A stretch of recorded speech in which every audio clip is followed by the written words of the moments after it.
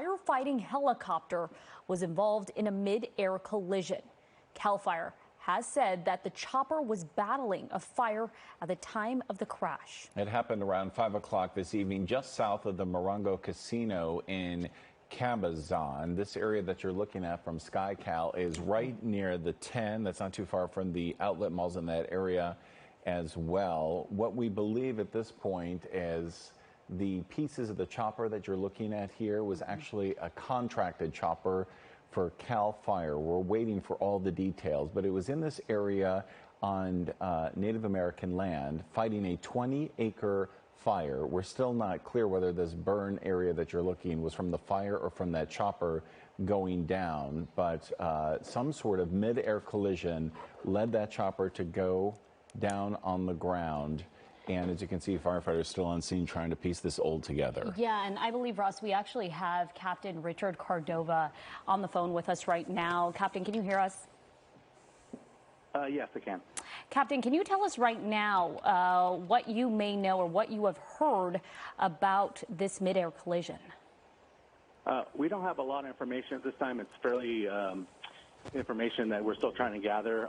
What we do know is that we had a fire in the Cabazon area off of Broadway that this helicopter was at, and we are unable to tell right now what occurred with this helicopter, so we're still trying to gather that information.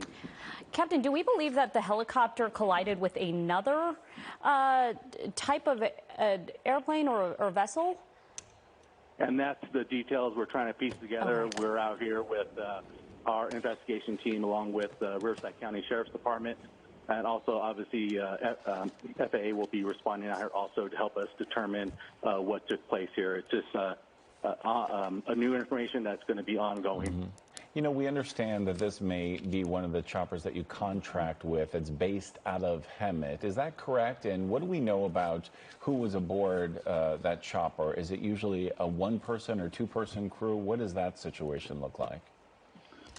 Yeah, and that all depends on what type of helicopter is. We have multiple helicopters that CAL FIRE put on contract this year throughout the state, and we utilize the Type 1 helicopters, and that crew could vary from either 2 to 3, depending what that helicopter is being used for. So again, with our investigation, we'll be determining how many individuals were on board of that.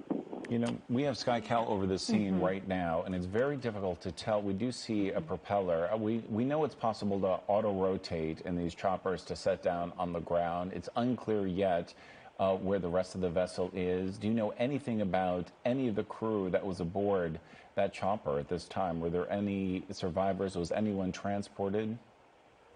I don't have the information at this time. I just pulled up on scene, so I'm working with the incident commander on trying to gather the information to figure out what kind of incident we have here. But again, this is going to be an ongoing investigation. And Captain, you know, we're looking at live videos from SkyCal, and we're able to see what looks like possibly debris there. It also looks like some of the area, some of the ground here is charred. We know that you guys were originally fighting a fire in this location. Do we know when this collision happened, did it start a fire as well? The helicopter was working a fire. That fire started this afternoon. Right now, we're unsure on if the helicopter was going from one fire to the other. But again, that's going to be part of the investigation. And I think it's important to keep in mind, Captain, you know, we cover a lot of these brush fires, and we see these helicopter crews, these CAL FIRE crews, constantly up in the air, doing what they can to provide the support in such intense situations. But just a reminder to viewers, just, I mean, how dangerous and the risks that do come with that. Yeah, it is a risk, and not only the firefighters on the ground, but the firefighters in the air. We rely on each other to help each other out, to keep each other safe, and our main objective is to keep the citizens of California safe, and that's what we're hired to do. And unfortunately, we do have accidents, and we continue to do our jobs, and hopefully we could have a good outcome here. But again, we're still in the investigation mode.